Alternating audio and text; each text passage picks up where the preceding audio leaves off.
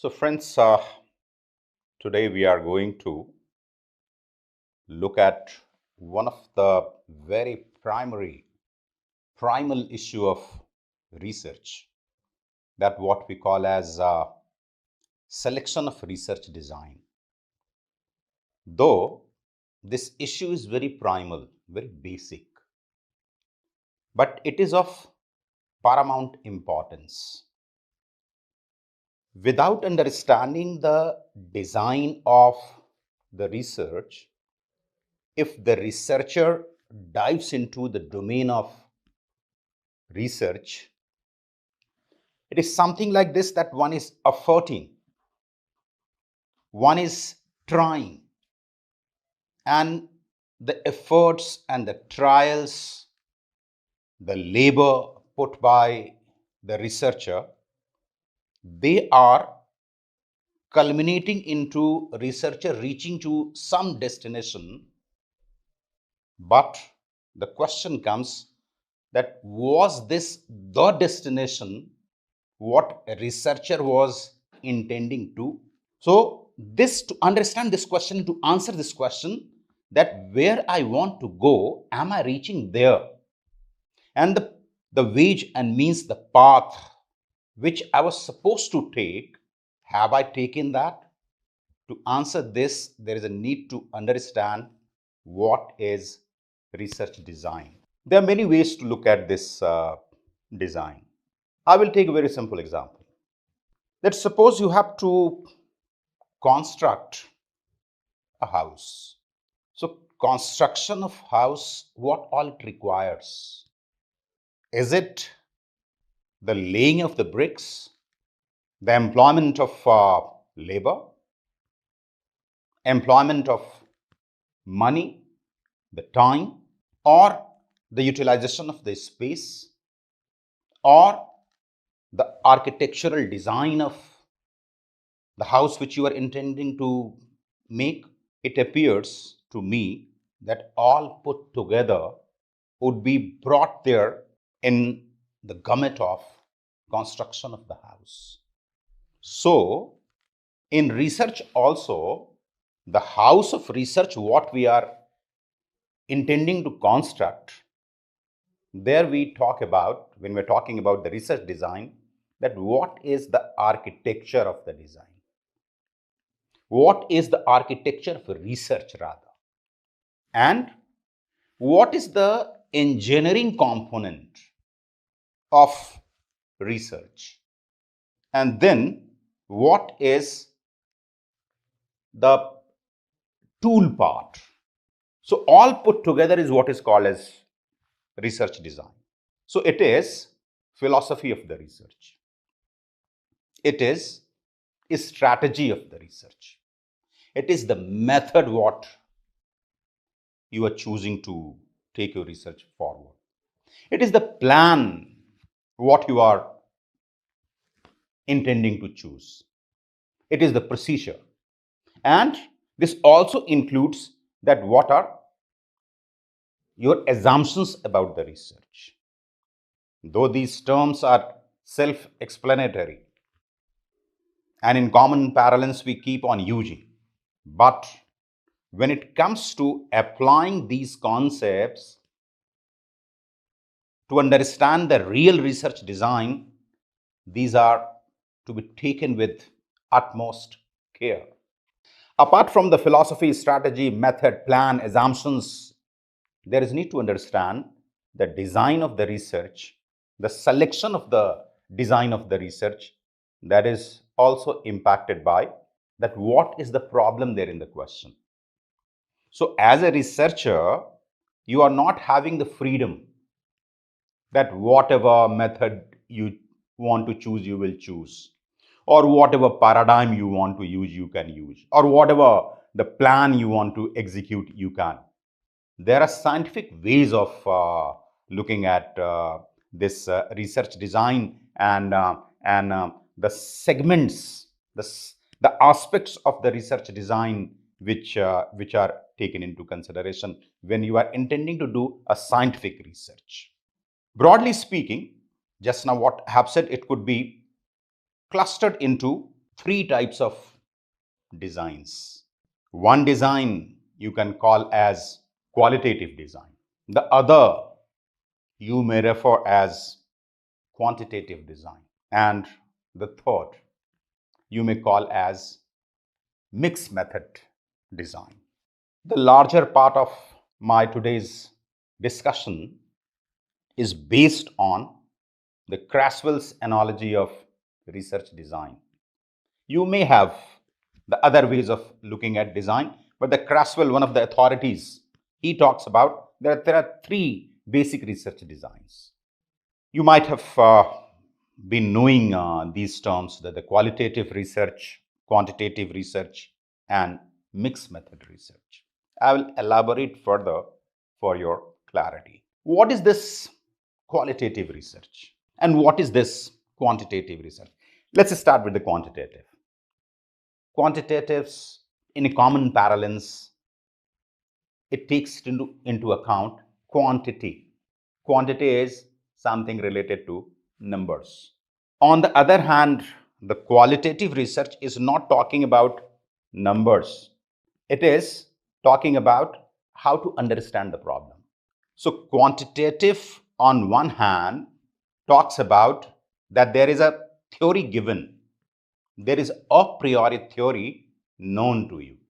And this a priori theory in your research, you are testing it to see that in your schema of research, in your objectification of research, are you able to find that theory accepted by the sample you have chosen out of the population? Or you find that your sample is not conforming to what the theory talks about? Now, question comes that what is theory? If I'm allowed to define theory, theory is a proposition given between a couple of variables. Theory establishes the relationship between the variables. Theory talks about that this variable in this situation behaves like this. It may talk about causality, that this X is leading to Y. So when we are doing quantitative research, the theoretical proposition about the relationship between and among variables, those propositions are taken as a given proposition. And this given proposition, the quantitative researcher goes for using to test that whatever the researcher's data, the sample, is speaking about the theory, the relationship between and among variables that is taken. For example, you are testing that X is leading to Y. Or take very simple example, that you are saying that whenever there is more demand of the products, there is surge there in the prices. You go for booking your air ticket. If there is more demand of the air tickets, the prices automatically go up. So the theory says the higher demand is leading to higher prices. So demand is one variable and the price is another variable. So demand is X, price is Y. So X is leading to price. This is the theoretical proposition a priori. Now, what is done there in the quantitative research?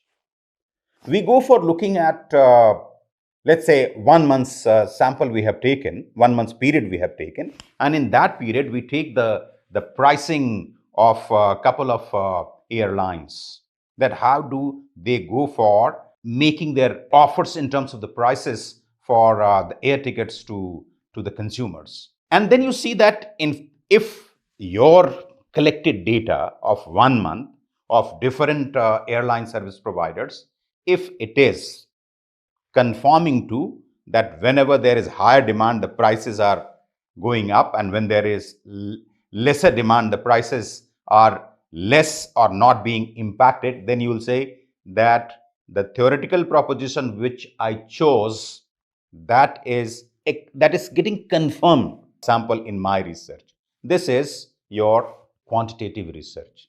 So theory is very generic in nature. Theory is, there may be, I'll not go into that details, that there are long run theories, there are medium range theories, and there are short range theories. I'll not go into that detail today. But theoretical proposition is to tell you that how variables are related. It is talking about the directionality, and whatever this proposition is talking about, on the basis of that, you are collecting the data out of your samples, and whatever results you are getting, those results you are seeing that is it saying what the previous theories have said, or it is in contradiction with that. If it is saying that what the previous researchers, what the previous studies have said, then you say that this theory is established. And if you find that no, despite higher demands in couple of sectors, the prices are not increasing, or proportionately commensurate with the demand, the prices have not gone up. So you will say that no, this is not grand theory. And there are a couple of other factors other than the demand and the price. Maybe there is governmental control which is deciding the relationship between the demand and price. And there may be other factors, the sectors where in which you have from where you have collected the data. In those sectors, this relationship is not as clear as the theory is proposing. So you will say that this theory, existing theory, needs a revision in the light of what the samples I have collected, how the data I have analyzed, what results I have got. On the basis of that, I propose that there is a relationship between the demand and the price, but this is not always true. This what is called as quantitative research. So it starts with theory. On the basis of theory, you are proposing a relationship. On the basis of whatever relationship you are proposing, you are creating some objectives. On the basis of whatever objectives you are creating, you are proposing, you are hypothesizing the relationship between variables. The creation of the hypothesis, the researchers, they say that you are not having your freedom. The creation of the hypothesis would be governed by the previous researches. Whatever relationship the previous researchers or the previous theorists they have found, on the basis of that only you will create your hypothesis. And then you will collect the data, you will test your data against the existing theory, the hypothesis you have created. And if it is saying yes, then you will say that my research is same as what previous researchers have said. Or if you are finding a contradictory result, so you will say that there is a need to revise the theory. This what is called as deductive approach of doing research, that from general and generic formulation of the relationship between two and many variables, you are coming to a particular case of collection of the data from one segment, one sample, one period, and then you are saying that this is meeting or not meeting. This is called as quantitative research design, where we are starting with a priori research. Contrary to this, there is qualitative way of looking at research design. As in case of quantitatives, we started with a priori relationship between and among variables. But here, the relationship is not given, not coming with a certitude. So theory is not important to qualitative researcher. Qualitative researcher is not there to understand that what is happening between the price and the demand. Qualitative researcher is intending to understand that what makes these airlines to increase the prices when there is increase there in the demand. It goes for understanding the phenomenon. It is not to test something. It is to explore. It is to understand. There it was, the given knowledge was there. Against that benchmark, we were testing. But here that given knowledge, a priori knowledge is not there. Here we are talking about understanding the phenomenon between and among variables. And to understand that phenomenon between and among variables, let's say you are trying to understand that what is making airlines to increase prices when the demand is high? Is it because if the demand is the demand is going up because of one reason or other, and the prices are also commensurate with the demand are going up, and this is known to the world of consumers, airlines are they saying that if you will buy your air ticket much before your day of departure, you undertaking the journey, then you may be making your journey economical. So if you have time to plan your journey, then it is advised to book the ticket much in advance. This what is the qualitative research. It is not talking about establishing something between variables. It is talking about knowing it. So it is more of explorative kind. It is more to understand that what the problem is, what the human problem is, what the social problem is. Not that this problem is this problem is reasoned by this. To explore, and in that process of exploration, in due course of time, I will tell you that in process of exploration, what is the position of a researcher.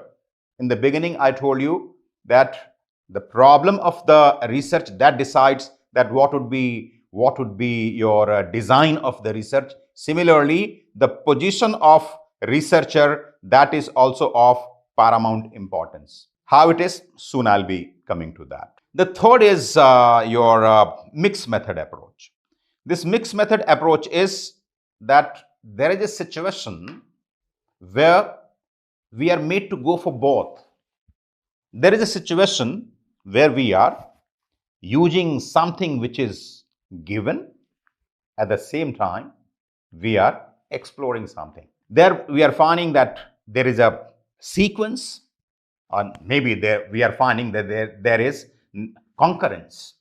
So there could be a sequential mixed method, or there could be a concurrent mixed method. That all depends that what kind of the research problems we have chosen.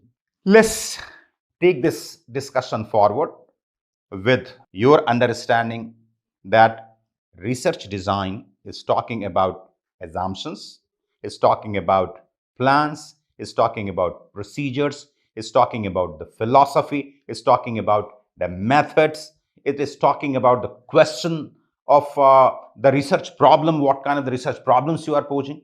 It is talking about that broadly there are three kinds of the designs which researchers are faced with. One is the qualitative research design, the other is the quantitative, and the third is